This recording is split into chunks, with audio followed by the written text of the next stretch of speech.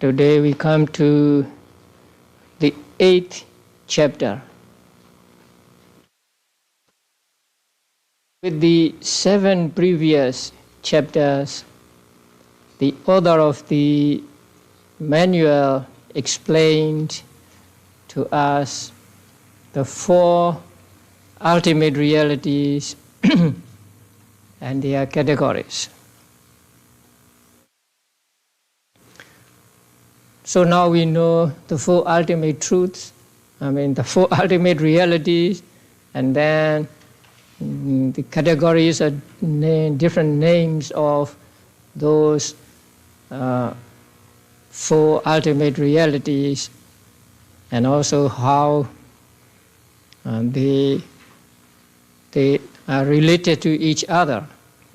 Now in this 8th chapter, the author explained to us the law of cause and effect, or the law of conditionality. And with regard to the law of conditionality, we need to understand 3 things. The first one is called paccaya in Pali. And the second one is paccayuppanna. And the third one is paccaya sati. The first one, paccaya, you have met this word many times, say hetu paccayo, aramana paccayo, and so on. So paccaya means cause or condition. Normally paccaya would mean condition, but here paccaya is understood to have the meaning of both cause and condition. And cause or condition here means both producing cause and supporting cause. So there are 2 kinds of causations or 2 kinds of conditioning. One is producing the effect, and the other is supporting the effect which has been produced by other karma. So the supporting or maintaining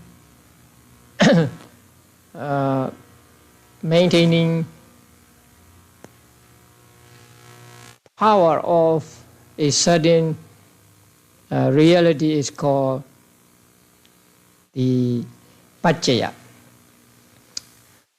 Actually, here paccaya means those that have this power of causation, or this power of maintaining.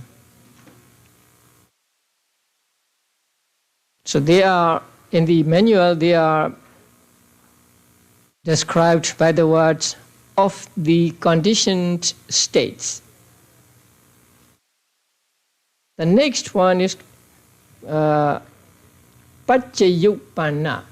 That means those that arise dependent upon conditions or causes. So in brief, the effect or fruits. They are the ones that arise depending upon some other condition, or they may be produced by some cause.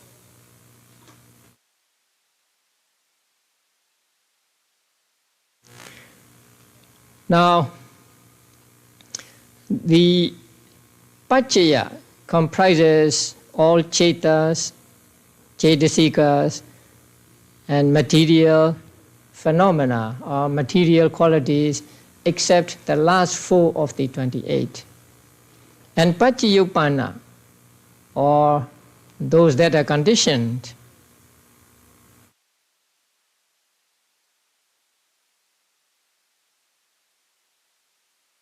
or conditioned phenomena,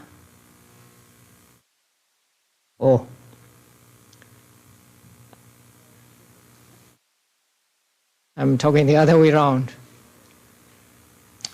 The conditioned states, Paccayopana, comprises all cetas, cetasikas, and material properties, except the last four.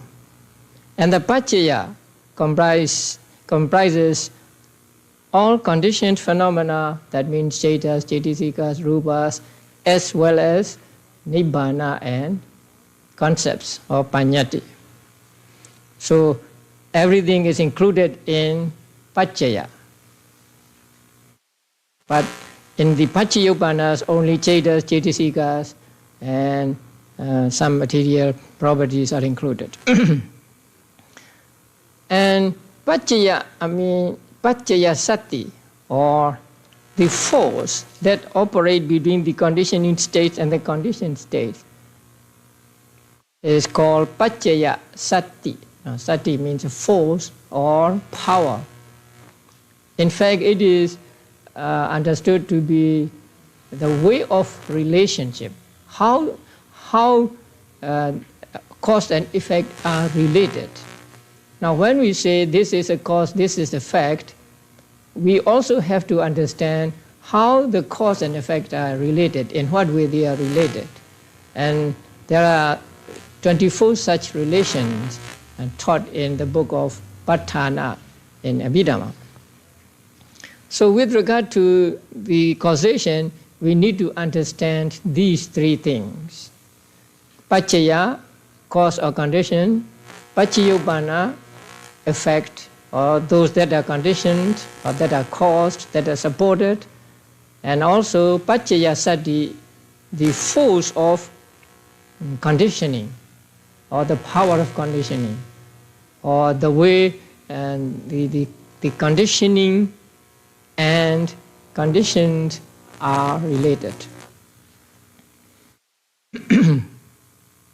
In this chapter, two important teachings are given. The first one is, as you know, Paticca Samuppada.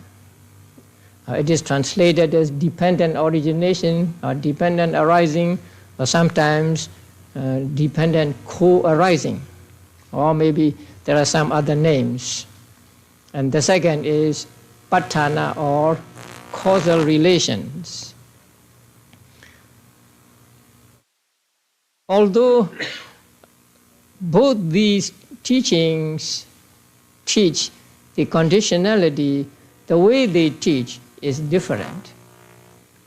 Paticca Samuppada is the method of dependent arising marked by the simple happening of a state in dependence on some other state. This is what is translated there. So this means Paticca Samuppada states just the conditioning factor and conditioned factors. That means Paticca Samuppada will teach us B arises dependent upon A, and C arises dependent upon B, D arises dependent upon C, and so on. So Paticca Samuppada tells us just A conditions B, B conditions C, C conditions D, and so on. But it does not tell us how, in what way these two are conditioned, in what way A and B are related, and in what way B and C, C and D, D and E are related. In the Patthana, the cause and effect, as well as the Paccaya Sati, or the force of causal relation, is stated. So in Patthana, you may find the saying, A is related to B as a root cause, root condition, or as object condition, or as predominant condition, and so on. So Paticca Samuppada is like saying A and B are related. But Patthana is like saying A and B are related as father and son or as brothers. So Patthana is more comprehensive in treating the causal relations between different phenomena. And the teachers of old explain these two by mixing both methods. Now in Visuddhimagga and also in the commentary to Abhidhamma, especially a commentary on Vibhanga, Paticcasamuppada is explained with reference to Patthana conditions as well. But here in this manual, they are treated separately. It is because it is very difficult for beginners to study Paticcasamuppada with reference to Patthana, because you have to be familiar with Patthana first so that you can really understand how avijja and saṅgaha are related and saṅgara and vijnana are related. So in this book, in this manual, these are treated separately. So in the treatment of Paticcasamuppada, you will not find any mention of Patthana.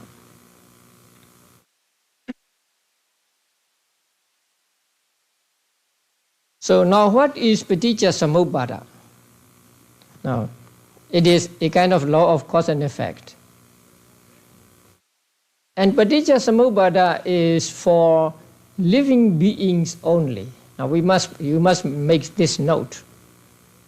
Paticcasamuppada does not explain the relationship between one matter and another outside living beings. So it will not explain why the world begins or whatever.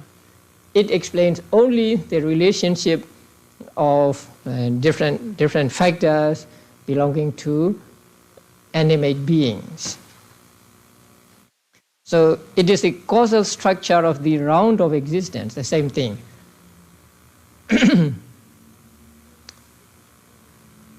And this teaching of Paticcasamuppada is not the creation of the Buddha. The Buddha did not create the law of cause and effect or the structure of causal relations.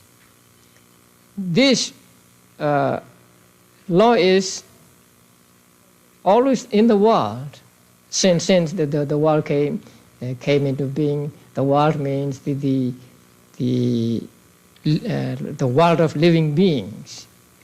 So Buddha did not create, or Buddha did not give command, say, to avijja to produce saṅgara and so on. But it is actually a law, a natural law. Since it is a natural law, it is always with the beings, and so Buddha was not the creator of this law. He was the discoverer of this law. And it is openly stated in many places. So whether the Buddhas arise or not arise, there is this element, this relatedness of states, or this regularity of states, this specific conditionality. And then Buddha comes and discovers it, penetrates into it. And having discovered it, having penetrated into it, he announces it, he teaches it, he makes it known, he establishes, he exposes, he expounds, and he explains it. And he says, observe it. So that is what our book said. So whether the Buddhas arise or not, there is this law of conditionality. Only beings did not know about it because it is hidden. And then Buddha came and Buddha discovered it and then showed it to the world. So it is like the law of gravity. The law of gravity is not created by Sir Isaac Newton. It comes along with the beginning of the arising of the world. But nobody knew that there was such a thing as a law of gravity until Newton discovered it and then revealed it to the world.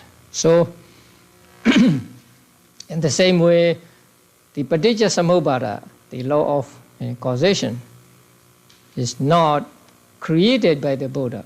Buddha was just the discoverer of it.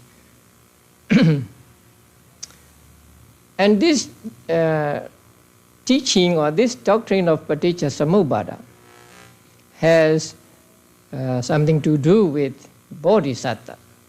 Now, as I think you remember how bodhisattva, while sitting under the Bodhi tree and trying to become the Buddha, he practiced vipassana on the 12 factors of paticca-samuppada, on avijja, saṅgaha, and so on. Now you all know that on the full moon day of May, Buddha approached the Bodhi tree and sat under it and then practiced breathing meditation, and he gained 4 jhanas successively, and then the other 4 arubhavajara jhanas, and then he attained the supernormal knowledge by which he could remember all his past lives that he gained during the first watch of the night. And during the second or middle watch of the night, he gained another supernormal knowledge by which he saw beings dying from one existence and being reborn in another.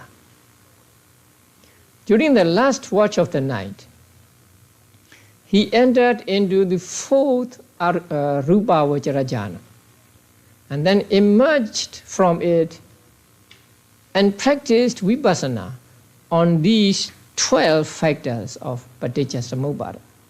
So he practiced vipassana on avijja, seeing avijja as impermanent, as suffering, and as insubstantial, anicca, dukkha, and anatta.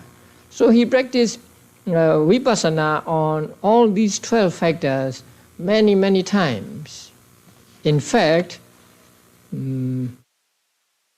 according to what the book said, he practiced 1,000 billion times. That means practicing anicca, dukkha, anatta on each factor many, many, many times. So that was his vipassana. That is why it is called Mahavipassana. Bodhisattva's Mahavipassana. And after, say, contemplating on or practicing vipassana at the stage of the knowledge of comprehension, he again entered into the 4th jhana. And then emerging from that 4th jhana again, he practiced vipassana again and reached the knowledge of seeing, rising and falling, and so on, and he goes up one step after another, and ultimately he gained enlightenment. Now, why did he enter into the 4th jhana before practicing vipassana on paticca-samuppada, and also after after practicing vipassana on paticca-samuppada?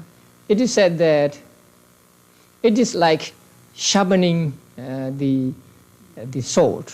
So if when your sword have cut many tough objects, it becomes blunt, and so you have to sharpen it to use it again. So in the same way, Buddha wanted to sharpen, Bodhisattva wanted to sharpen his wisdom. So he entered into the 4th jhana and then emerged from it and practiced vipassana. So Paticcasamuppada was known to the Buddha even before his enlightenment. Now, this we must understand. Not after his enlightenment. Even before his enlightenment, he knew Paticcasamuppada thoroughly, and that is why he practiced vipassana billions of times on the 12 factors of Paticcasamuppada. And that practicing of Paticcasamuppada helps him to attain the higher stages of vipassana and ultimately the gaining of enlightenment as a supreme Buddha. And after his enlightenment also, he contemplated on the Paticcasamuppada. Now, after his enlightenment, what did he do? Immediately after his enlightenment, he sat under the Bodhi tree for 7 days. So on the first night, during the first watch of the first night, he contemplated on Paticcasamuppada in due order and in the reverse order. Now, in due order means in the order of arising, because there is avijja as condition, saṅgharas arise. Because there are saṅgharas as condition, vijnana arise, and so on. And the reverse order means not going backward. Reverse order means because of the cessation of avijja, saṅgharas cease. Because of the cessation of saṅgharas, vijnana ceases, and so on. So this is the order of cessation. So both in the order of arising and in order of cessation, Buddha contemplated on Paticcasamuppada during the first watch of the night, and then he uttered a solemn utterance, and then during the second watch also he practiced in the same way, and he made another utterance, and during the third watch of the night also he practiced the same way and made another joyful utterance. And then on the seventh night, again, he contemplated on Paticcasamuppada in the order of arising for the first watch, and during the second watch, he contemplated on Paticcasamuppada in the order of cessation. And during the third watch of the night, he contemplated on both the order of arising and order of cessation.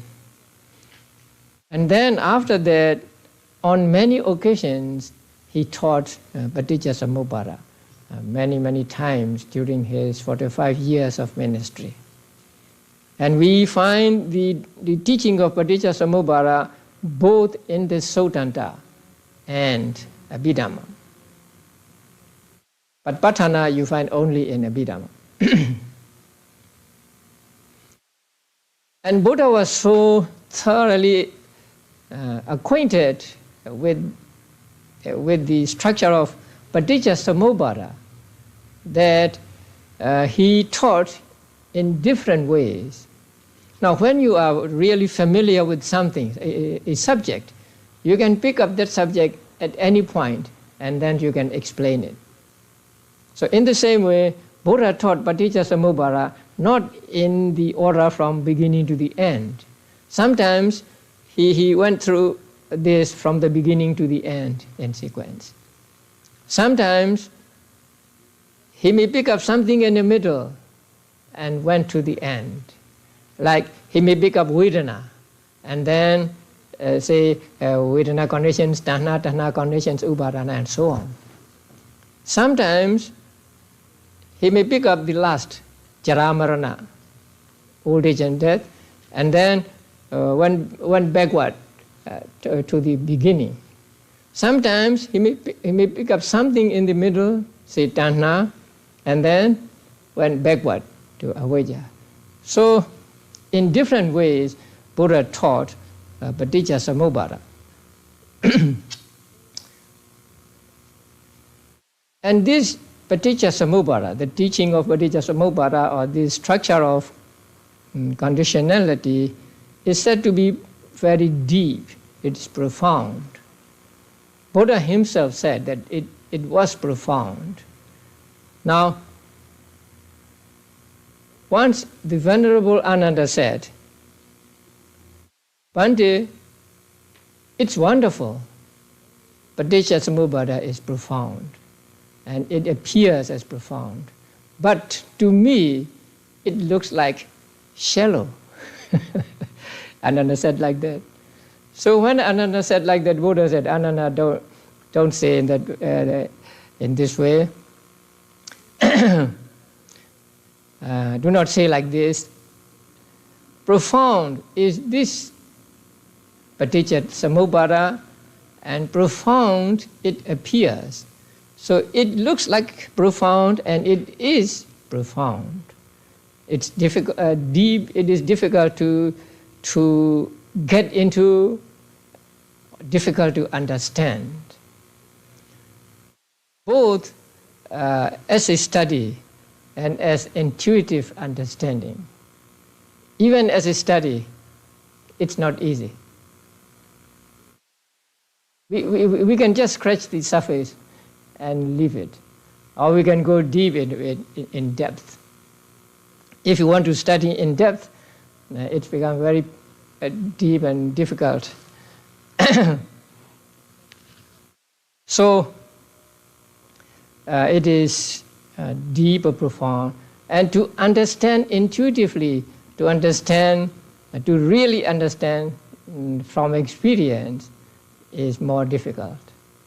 So paticca samuppada is not easy to understand. And Buddha said, it is profound and it looks profound, and it is because of not understanding this Dhamma that beings cannot transcend this samsara. Beings go round and round in samsara because they do not understand the paticca samuppada. Now,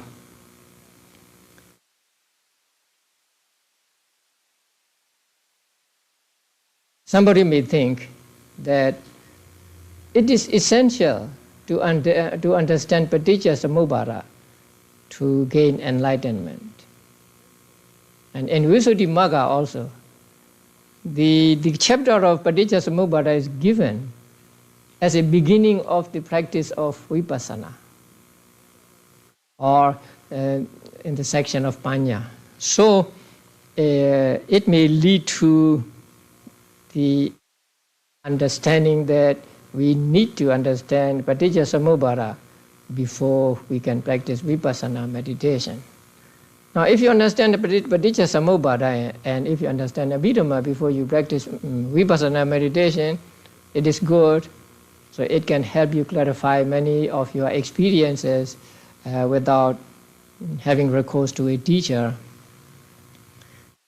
But sometimes it may be a hindrance, because you know much about Abhidhamma and paticca samuppada, and you may want to analyze some experience you have met with, and so it will take you longer to get a real good concentration. So it can be a hindrance as well as a help.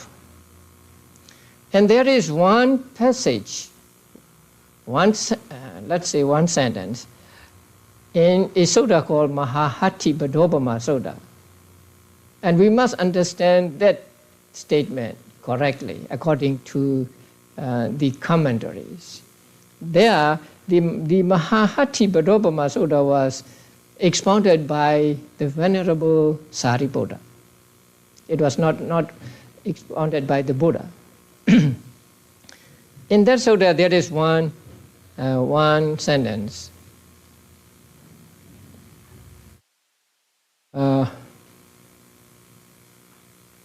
He who sees paticca samuppada sees the Dhamma. He who sees the Dhamma sees paticca samuppada. And that passage is interpreted as meaning by many people as meaning, if you know Paticca-samuppada, you know the Dhamma, and if you know the Dhamma, you know Paticca-samuppada. But here in this sutta, the Venerable Sariputta was not talking about Paticca-samuppada at all. He was talking about the four primary elements, and also he was talking about how the seeing consciousness and so on arise depending on the eye, and the object, and the attention. And then he said, the Buddha has said, he who sees Paticca-samuppada sees the Dhamma, and he who sees the Dhamma sees Paticca-samuppada. So, how are we to translate that sentence? Or how are we to understand that sentence? The commentary says that in this sentence, Paticca-samuppada means conditions, not the doctrine of dependent origination. Paticca-samuppada means conditions, and Dhamma means conditioned states. So this sentence simply means he who sees the conditions sees the also sees those that are conditioned, and he who sees those that are conditions also sees the conditions. Or to be brief, he who sees the cause also sees the effect, and he who sees the effect also sees the cause. So that is the meaning to understand. So we should not point out to that sentence and say that, oh, you must understand Paticca-samuppada so that you understand the Dhamma. So here Dhamma does not mean the doctrine as a whole, but here the word Dhamma means the effect or conditioned states, and the word Paticca-samuppada in this particular place means the conditions. So the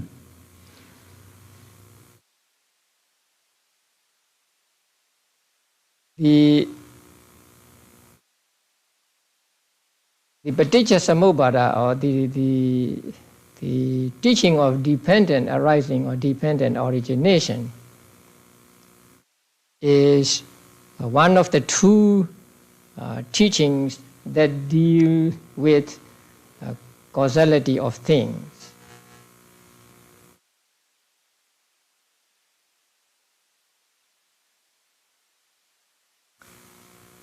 Now we will go to the formula of Paticca-samuppada.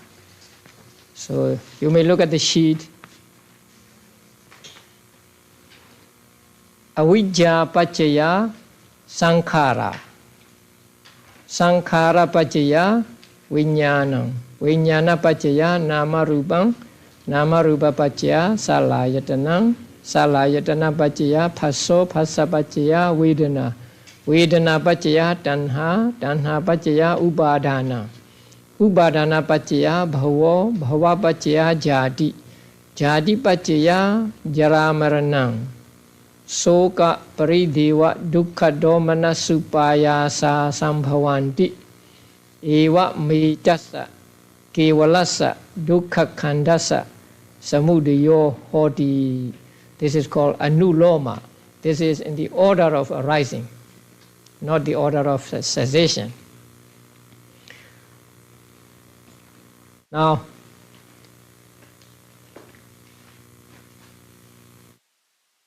do you find number 11?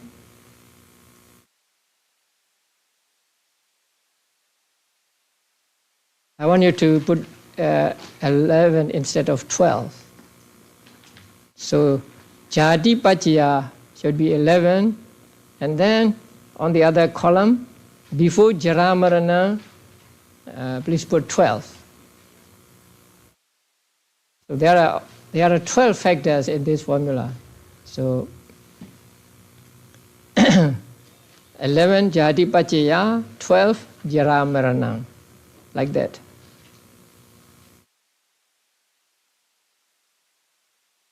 Now, the word paticca samuppada,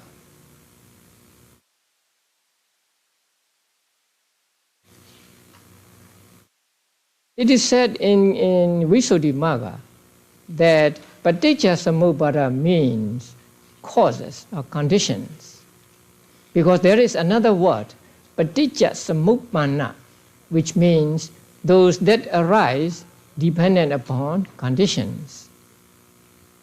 So paticca samuppada is always made to mean the causes or the conditions.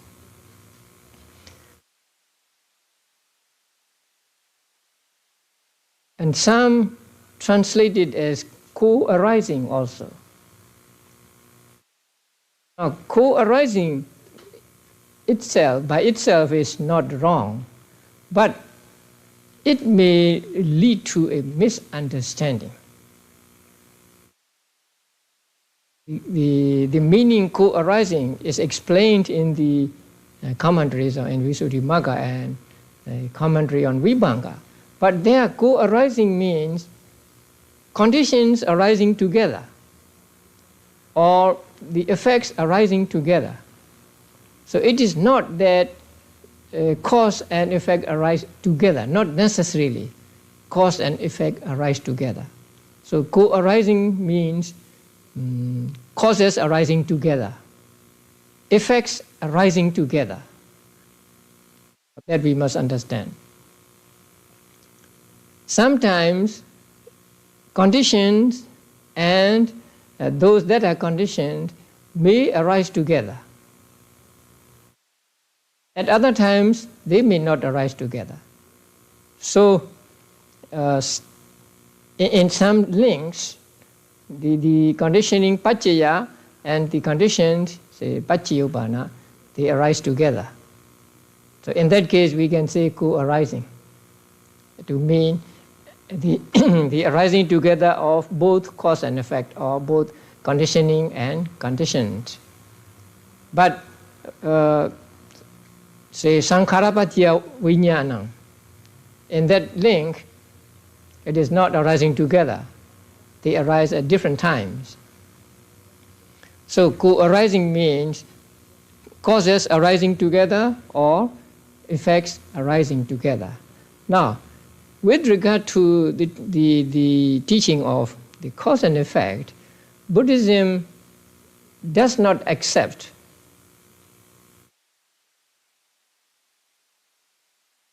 that there is no cause for anything to arise. This Buddhism does not accept. And it does not accept also the saying, the cause is the creation of God or creation of Brahma. This also Buddhism does not accept. What it accepts is, yes, things are conditioned by some other things, and that condition is not the creation or not the Brahma, but these their respective conditions or causes according to natural laws. So in paticca samuppada, this natural relationship between cause and effect will be explained. And in Buddhism,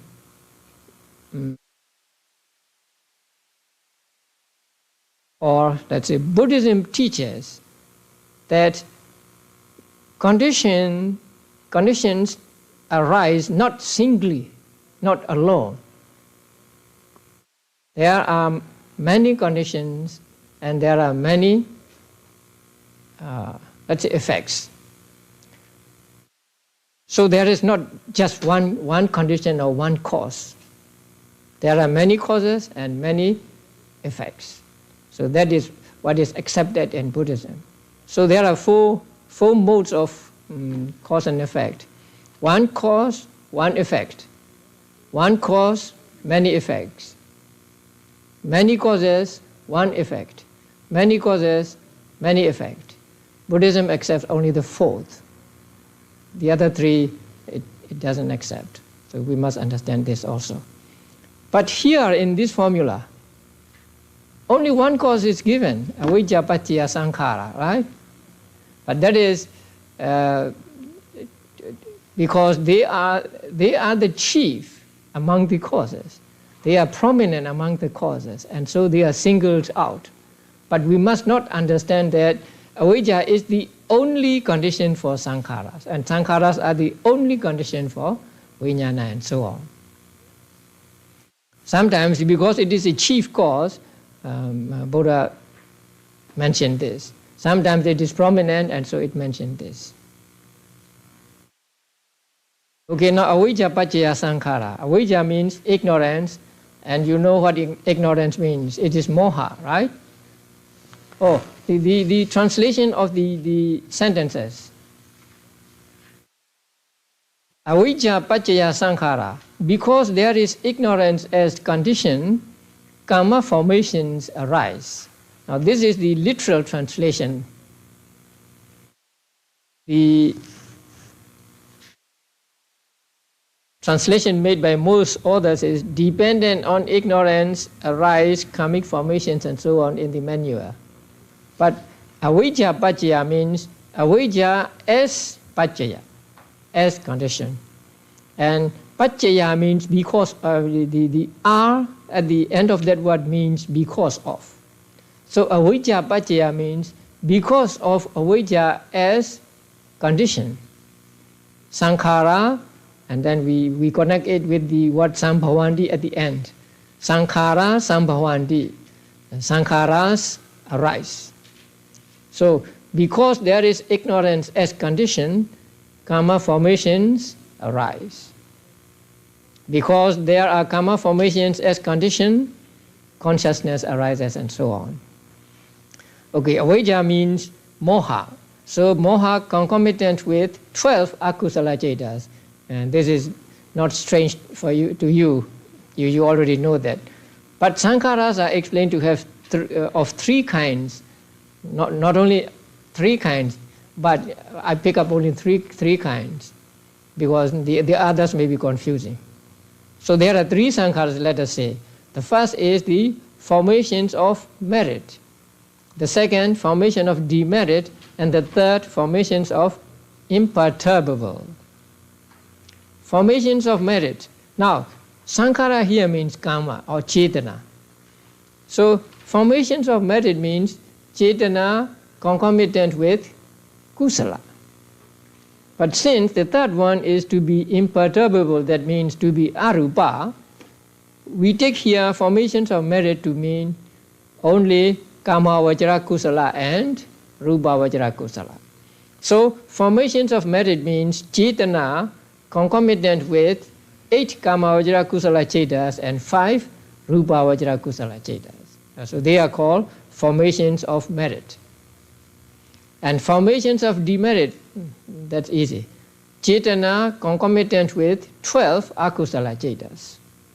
And formations of imperturbable means cetana concomitant with 4 arupa vajra kusala cetas. I don't know why they are separated as one formation. The arupa vajras are, because kama vajra and rupa vajra are put together as one kind of formation of merit, and the last is also formation of merit, but it is called formations of imperturbable. So because of avijja, ignorance, we acquire merit, or we acquire kusala or akusala, or we get jhanas because of avijja. Because we do not really see the true nature of things. We do merit, or sometimes we do akusala, demerit, or we acquire arupa vajra kusalas. Now,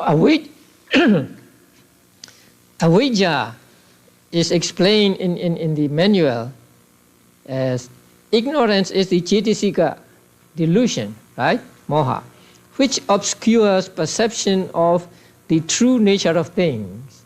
So because of avijja, we are unable to see the true nature of things, just as a cataract obscures perception of visible objects.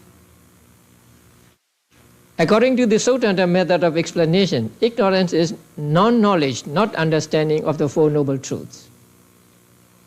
According to the Abhidhamma method, ignorance is non-knowledge of 8 things, Four Noble Truths, and then prenatal past. That means past aggregates, past existences. The post-mortem future, that means aggregates in the future lives. And the past and the future together, the aggregates of both the past and future. And then this one, dependent arising or dependent origination. So according to Abhidhamma method, ignorance or moha is not understanding of these 8 things. According to Sūtanta method, avijja is not understanding the Four Noble Truths. So Abhidhamma method is wider than the Sūtanta method here. And saṅgharas, now I already explained to you the saṅgha.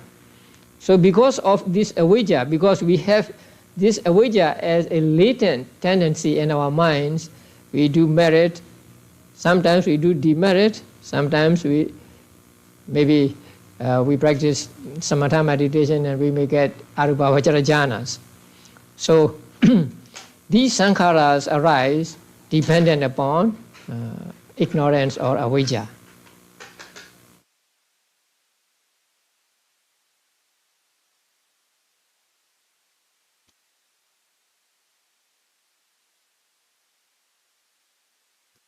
Okay, now ignorance is a chief cause. That is why ignorance alone is mentioned here.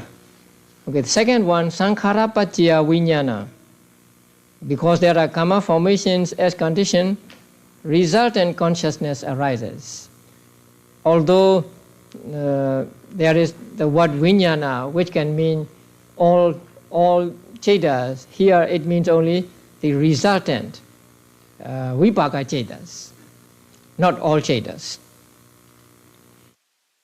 And vipaka cetas means both at patisandhi and in life, not just patisandhi. So viññāna here means resultant consciousness of vipaka cetas and not just patisandhi cetas. And here viññāna means 32 mundane resultant cetas, 32 lokiya vipaka cetas. They are conditioned by cetana or saṅkhara.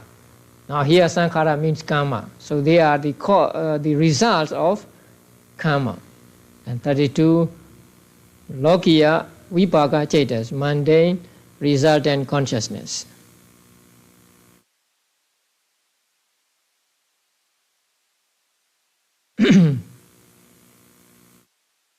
So which saṅkharas cause which viññāna? You can find out from the 5th chapter on karma.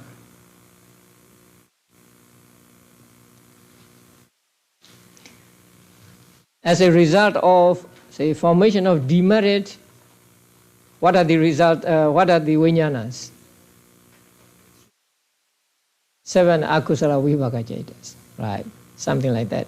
So if you are familiar with the section on karma in the 5th chapter, you can explain here in detail. Now next one, viññāna paccaya nama rupam. Because there is consciousness as condition, nama, rupa, and nama rupa arise. Now, it is strange here. The word nama rupa does not mean just nama and rupa, but sometimes nama, sometimes rupa, sometimes nama and rupa. And here viññāna means 32 resultant cetas, the same as viññāna in number 2, but it also means karma formation consciousness. Karma formation consciousness means consciousness concomitant with mundane kusala and akusala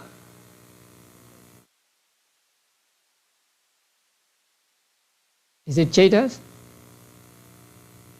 Consciousness concomitant with chetas. So please change to chetana. So consciousness concomitant with mundane kusala and akusala chetana, not chetas. So vijnana can mean just vipaka vijnana, or here karma formation. In Pali it is called abhisankhara, karma formation consciousness. So consciousness concomitant with kusala and akusala chetana. Or sometimes it is all chetas. And nama here means 52 cetasikas, because vijnana means consciousness, and so nama here does not mean consciousness. So it means 52 cetasikas, and rupa means all 28 material properties. Now, why do we say nama, rupa and nama rupa? Sometimes vijnana conditions nama only. Sometimes it conditions rupa only. Sometimes it conditions both nama and rupa. Now, in arupa vajra realm, vijnana conditions nama only, right? That means, say, vijnana arises there, and along with vijnana there are cetasikas. So vijnana is the condition, and cetasikas are those that are conditioned. Here, vijnana pacaya nama, not nama rupa, right? Then, what about mindless beings? In that case, vijnana pacaya rupa. Vijnana means karma formation consciousness, one of the karma formation consciousness, or to be exact, the fifth jhana consciousness. So in that case, vijnana pacaya rupa. But when it arises in 5 aggregate realms, like human realms, it conditions both nama and rupa. So the word nama rupa should be understood to mean sometimes nama, sometimes rupa, sometimes nama, both nama and rupa. So in this sentence, vijnana pacaya nama rupam, vijnana means 32 vipaka chetas, or kusala and akusala chetas, or consciousness. And nama means cetasikas and rupa means rupa. Nama rupa pacaya salayatana. Because there are nama, rupa and nama rupa as condition, the 6th base and 6-fold base arise. Now here, nama rupa means nama, rupa and nama rupa. And salayatana means 6th base and 6 bases. Sometimes 6th base, sometimes 6 bases. Here nama means again 52 cetasikas, and rupa means 4 primaries, 6 base matters, that means eye base, ear base and so on, and then jivita and ahara. If you don't understand all these, don't worry. And then 6 bases are the 6 internal bases. Eye base, now you know the 12 bases, right? Chakhayatana, Sodayatana and so on, right? So here 6 internal bases are taken. Eye base, ear base, nose base, tongue base, body base and mind base. Now, with regard to mind base, now what is eye base? Eye sensitivity, right? Ear base, ear sensitivity and so on. And what is mind base?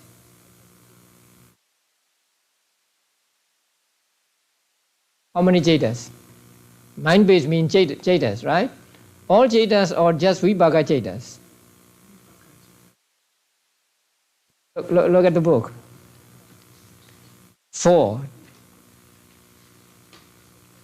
Dependent on mind and matter arise the 6 sense bases. Here, mind and matter has the same denotation in step 3.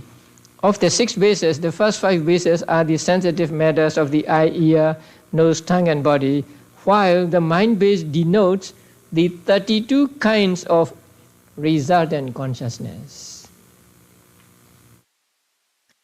Now, in the explanation of how different nama, rupa, and nama, rupa are related to 6 bases or the 6th base, the Visuddhimagga includes non-vibhaka nama also.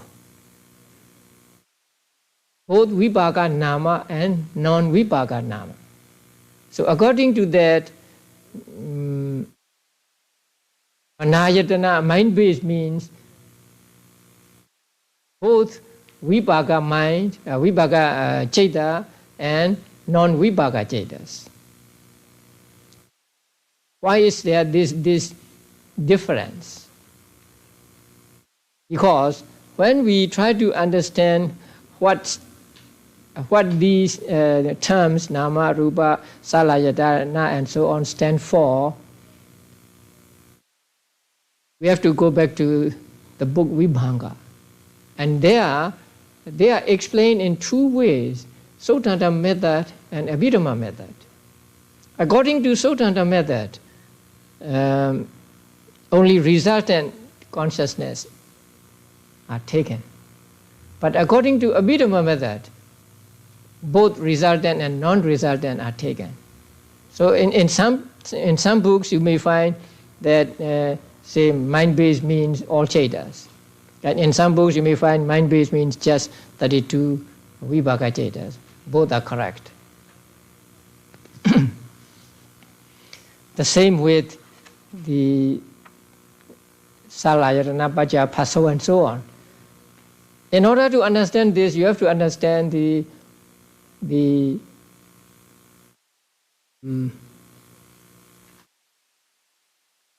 5 causes in the past, 5 effects in the present, and 5 causes in the present, and 5 effects in the future.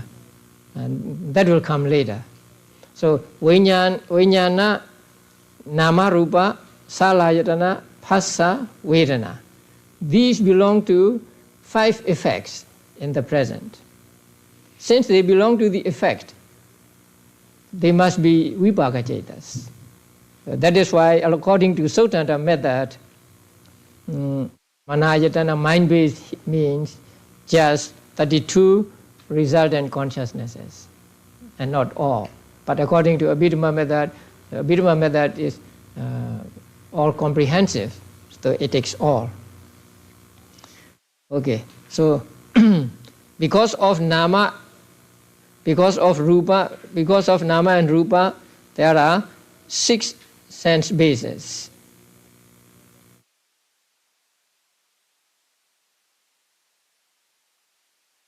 And number 5 is salayatana paccaya phasso.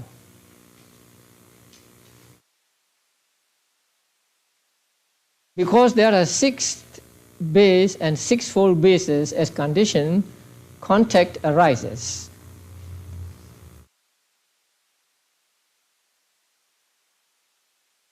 Now, here phassa means eye contact, ear contact, nose, tongue, body, and mind contact. What is eye contact? That is phassa concomitant with 2 chakku vijnana cetas. You see something and there is the chakku vijnana ceta, right? So there is the object which is seen, and there is the eye through which seeing arises, and there is seeing. When these 3 come together, what happens? What arises? Phassa arises, right? So phassa is not just coming together of these 3, but something that comes out of the coming together of these 3. Phassa is a distinct ultimate reality. So phassa is not just coming together of the three, but something that comes out of the coming together of the three. Like when I hit the desk, the sound is produced. So sound is not the coming together of my hand and the desk, but that which comes out of, or which is caused by, the coming together of my hand and the desk. So in the same way, phassa is not just coming together of the three, but something that arises out of the coming together of the three.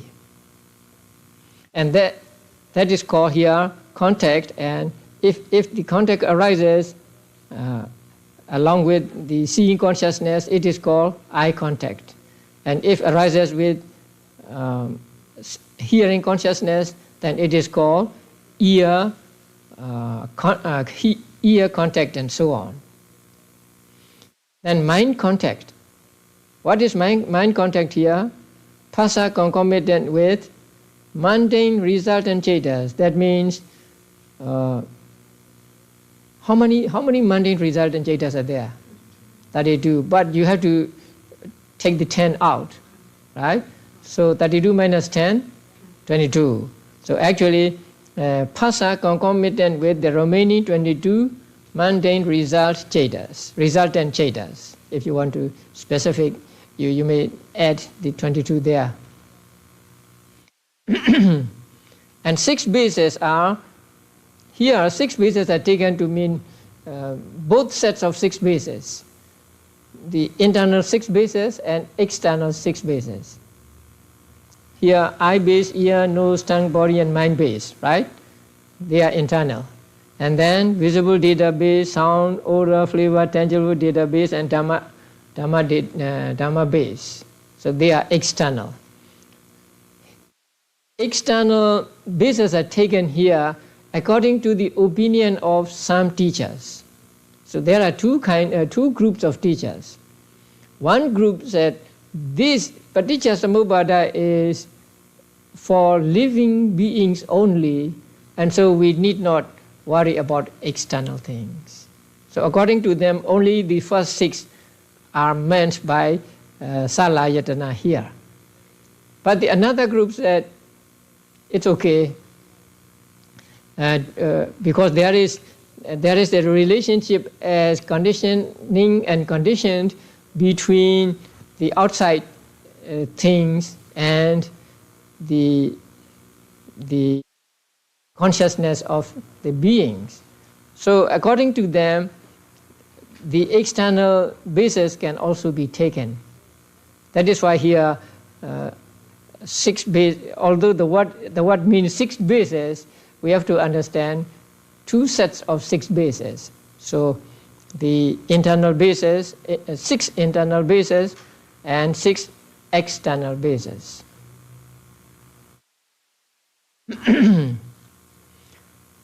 So the phassa depends upon eye base, right? Actually, not only on eye base. It depends on eye base, eye consciousness, and visible data, right? Yeah. But eye base is the most prominent and the chief condition for it, and so here it's called eye contact. So in this way they are related. So when you do not have the eye sensitivity, you don't have eye consciousness, and so you don't have eye contact.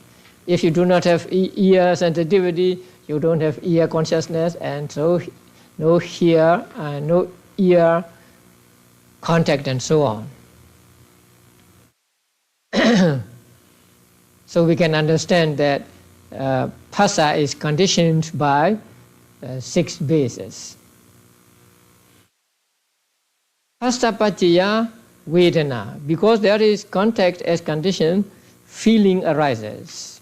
So feeling here means feeling born of eye contact and so on. Feeling born of eye contact.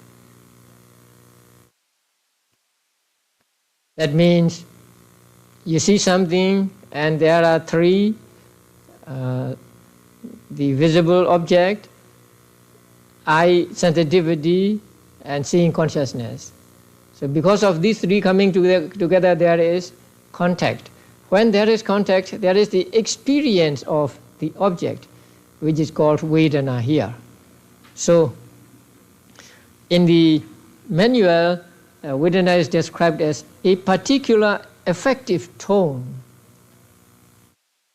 Contact is the encounter of consciousness with the object, and that encounter is necessarily accompanied by a particular affective tone, experiencing of the object. Phassa is just the contact. I mean, it's something that joins the mind and the object. And then when they come into contact through phassa, then citta experiences the object, and that experience is called Vedana. As you know, there can be how many kinds of Vedana? 3 or 5 kinds of Vedana. But here, Vedana is said to be of 6 kinds. That is, feeling born of eye contact, ear contact, nose, tongue, body contact, and mind contact. When there is no phassa, there can be no Vedana. So we know that Vedana is conditioned by contact. So feeling may be pleasant, painful, or neutral. Vedana paccaya tanha, because there is feeling as condition, craving arises. Vedana here means first resultant sukha Vedana, because Vedana and tanha, Vedana belongs to the 5 effects in the present.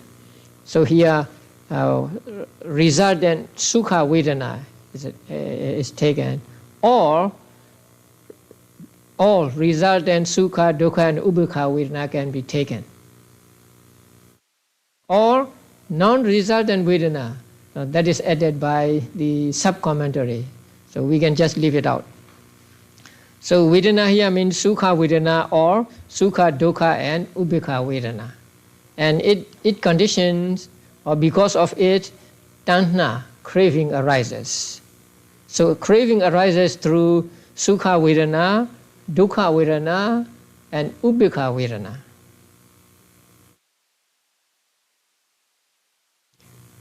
Although craving is distinguished by way of its object, the craving itself actually depends on the feeling that arises through contact with that object. So craving depends on the experience. First you experience the object and then you like it. You are attached to it. So the craving needs Vedana as a condition. If one experiences a pleasant feeling, one relishes that pleasant feeling and desires the object only insofar as it arouses the pleasant feeling. So when you have a pleasant feeling, you like it. So there is tanha. When you have a painful feeling, you don't like it, but there is tanha. How? Read on. On the other hand, when one experiences a painful feeling, one has a craving to be free from the pain, and one longs for a pleasurable feeling to replace it. So when you have painful feeling, you want it to disappear, and you want a pleasurable feeling. So tanha is conditioned by painful feeling also. And now what about neutral feeling? Neutral feeling has a peaceful nature, and this too becomes an object of craving. You can be attached to neutral feeling, because neutral feeling is like sukha Vedana, a kind of sukha Vedana, more subtle than sukha Vedana, but still it is so good that you can be attached to it. So all these 3 kinds of feeling condition craving or tanha. Tanha, and then tanha is said to be of three kinds, right? What are the three kinds of tanhas? Kama tanha, bhava tanha, and vibhava tanha. They are explained where? In 7th chapter.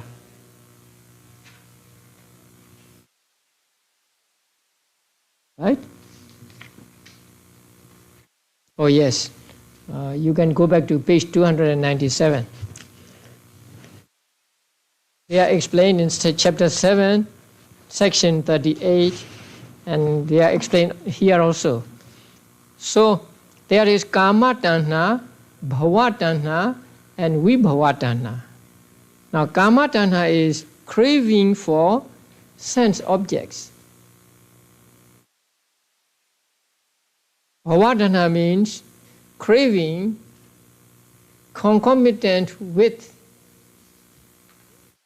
the eternalist view, or with the view that things are permanent. And vibhava tanha means craving concomitant with the view that things are annihilated after death or at death. Now the first one, kama tanha. Oh, wait a minute. First we must understand the 6 tanhas explained in connection with paticca samuppada. That is rupa tanha, saddha tanha, gandha tanha, rasa tanha, pottabha tanha, dhamma tanha. There are 6 kinds of objects, right? So craving for visible objects is called rupa tanha.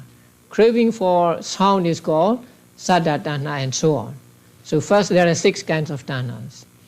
Each one of these 6 kinds of tanhas can be kama tanha or bhava tanha or vibhava tanha. Say you are attached to a visible object. If your attachment is by way of enjoying the sense object, it is kama tanha, kama rupa tanha. Right? If your attachment is accompanied by the wrong view that you are permanent, that everything is permanent, then it is bhava rupa tanha. If your attachment is accompanied by the view that everything is annihilated at death and nothing more happens, then this is vibhava rupa tanha.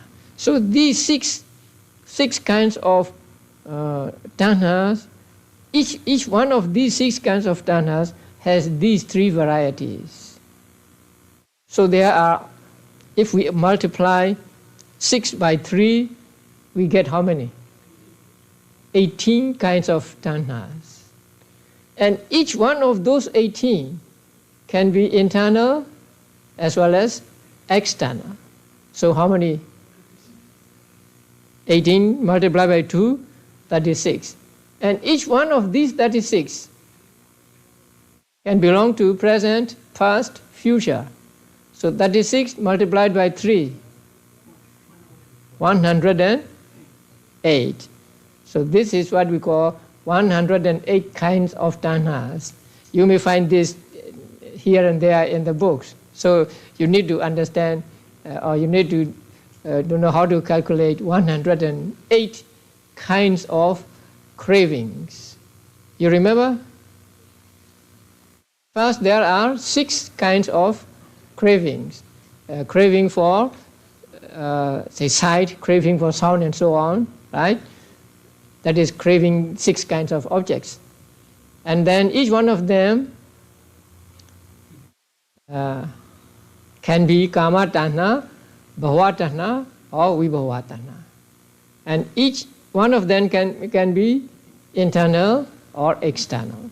And each one of them can belong to past, present, or future. So 3 multiplied by 6 multiplied by 2, multiplied by 3. So we get 108 kinds of craving.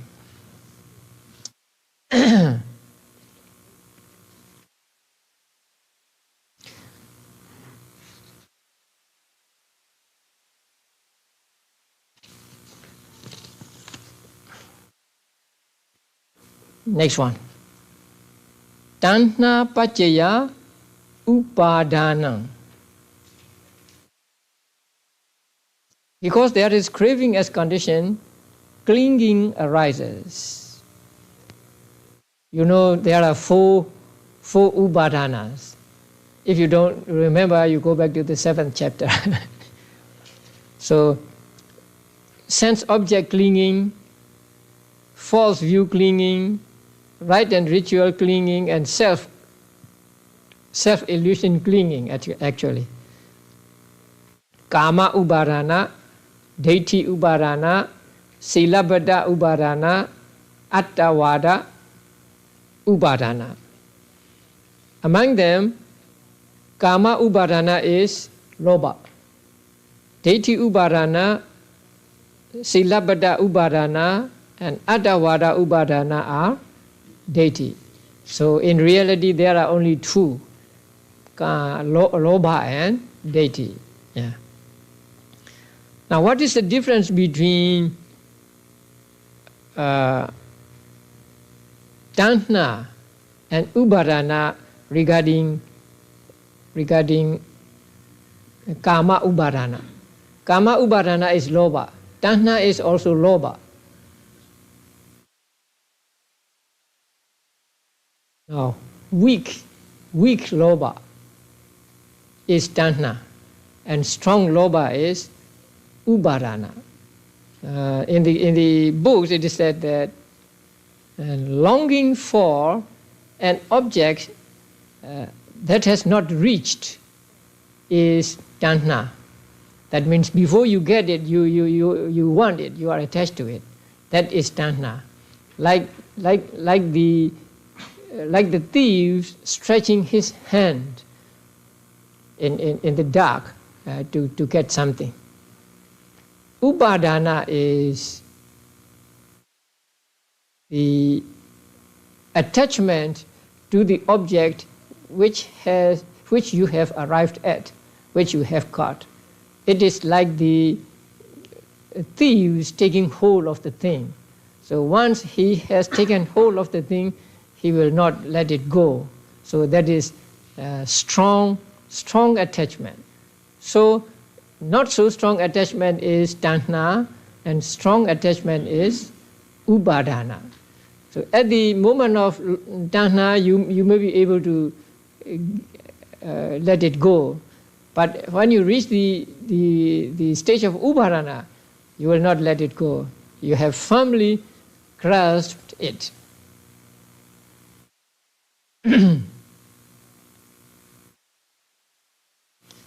And tanha is the opposite of fewness of wants.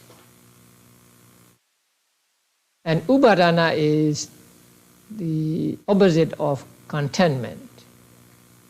You don't want many things. So that is the opposite of tanha. And you are not attached to anything. You are not clinging to anything. You do not grasp at anything. And that is like contentment. When you are content, you don't want anything more.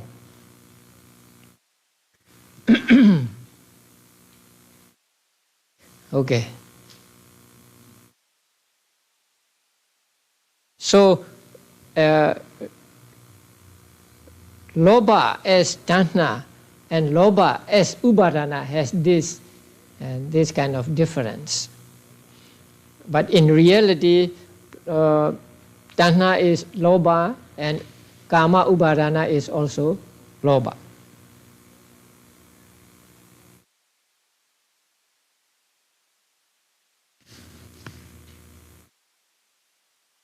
So this strong grasping or strong attachment can arise only when there is a weak attachment or weak desire. So that is why tanha is said to be a condition for upadana.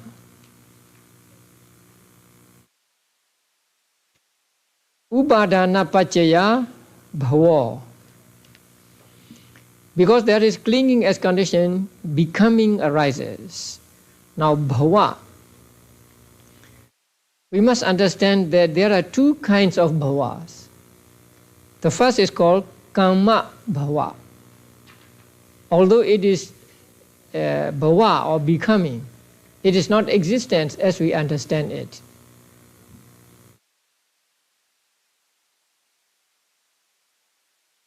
So here bhava means something that causes some other thing to be.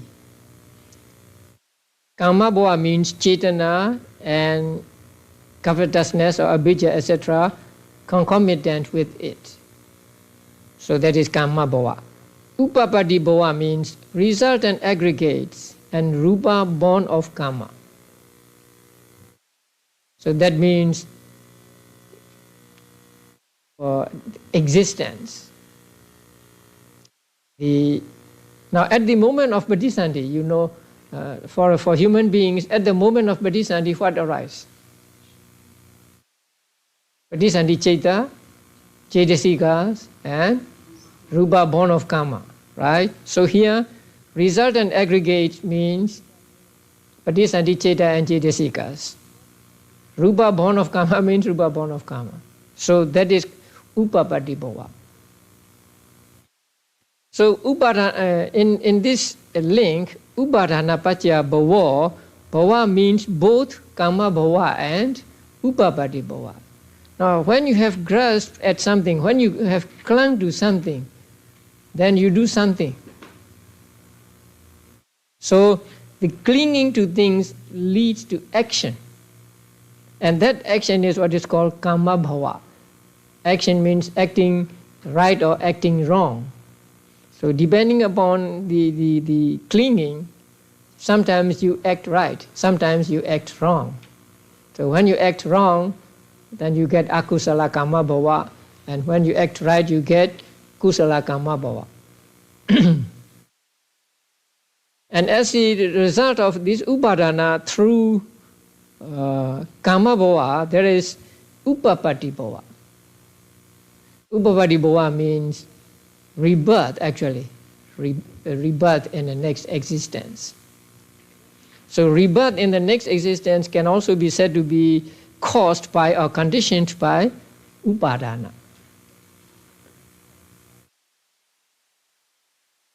So in the sentence upadana paccaya bhava, bhava means both karma bhava and upapati bhava. But in number 10, bhava paccaya jati, bhava means karma bhava only and not upapati bhava, because upapati bhava and jati are the same. So A cannot be the condition for A, B cannot be the condition for B.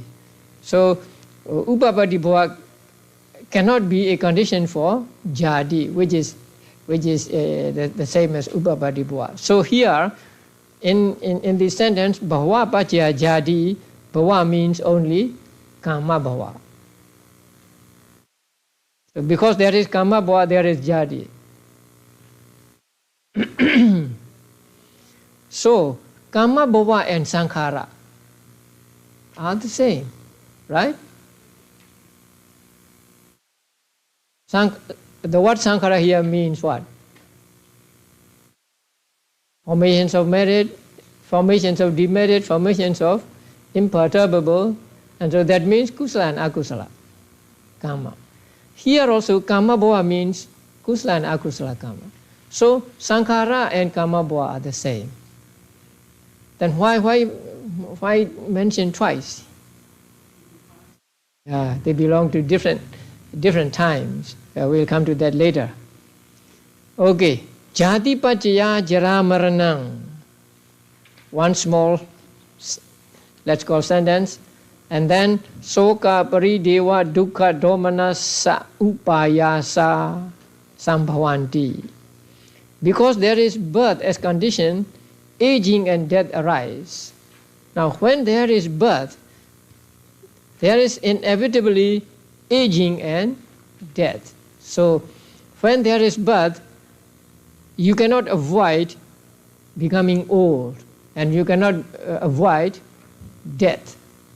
So, they are the inevitable result of birth. Because we had birth as a human beings, one day, or not one day, every day we are getting older and older, and one day we will die. So birth is the basis of getting old and dying. So birth is a condition for aging and death, which two are inevitable result of birth. But sorrow, lamentation, bodily pain, mental pain, and burning in the mind, which is translated as despair, burning in the mind, they may or they may not arise. So they are not inevitable result of birth. So they are incidental consequences of birth. That is why they are separated. Jati paccaya jara maranang. That is one small sentence. And then soka paridewa dukkha domana supaya sasambhavanti. Like that. So in the English translation also, because there is birth, there is condition, aging and death arise. And then sorrow, lamentation, bodily pain, mental pain, and burning in mind arise. Now, consider rebirth as Brahma. Will there be sorrow? For the Brahmas, will there be sorrow? Huh? Yes or no? And why? Huh? If you say yes or if you say no, I will ask why. Yes or no? You go back to the 3rd chapter. Huh?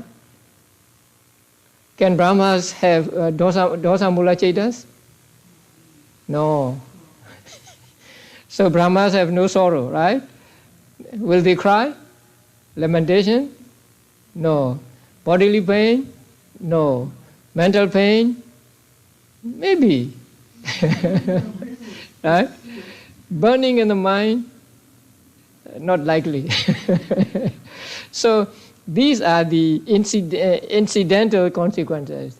They may or they may not arise. That is why they are put separately from jara and marana. But jara marana, they are inevitable. So long as there is jadi, you are going to get jara and marana. You cannot run away from these two. But if you are reborn as a Brahma, even if you are Brahma, then you will get all these things. So these are the incidental consequences, and the manual will say it later on also. Eva metasa kevalasa dukkha khandasa samudayo hodi. Thus there is the arising of this whole mass of suffering. So according to the Buddha, what we think to be happiness is included in this whole mass of suffering. Why? Why do we say that happiness is suffering? Because happiness has a beginning and an end. So happiness is oppressed by arising and disappearing. So it falls under the head of dukkha. So it is called suffering. So we must when we understand suffering, we must understand to that extent. So everything in the world is actually suffering, because everything in the world has a beginning and the end. Now this is what we call the anuloma formula, or in the order of arising. And only this formula is given here in this manual. There is another formula which is called Pati Loma, that is reverse order. But here reverse does not mean going backward.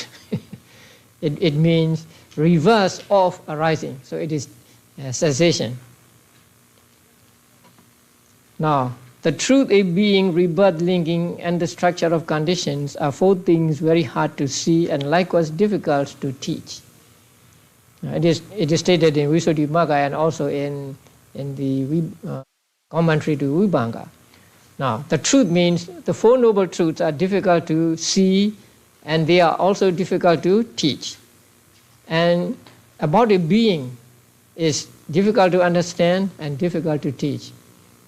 And then rebirth linking, patisandhi, is difficult to understand and also difficult to teach. And this structure of conditions means this paticca samuppāda is also difficult to understand, difficult to see or difficult to understand, and also difficult to teach. So there are four things that are both difficult to understand and difficult to teach. And they are the Four Noble Truths, about a being, rebirth, and paticca samuppāda. Whoever learns alertly this discourse will go from excellence to excellence. And when perfected, he will then escape beyond the vision of the King of Death. So it is just encouragement for first learning the structure of conditions or paticca samuppāda. So now we come to the end of the formula, and then next week we'll study some other aspects of this formula.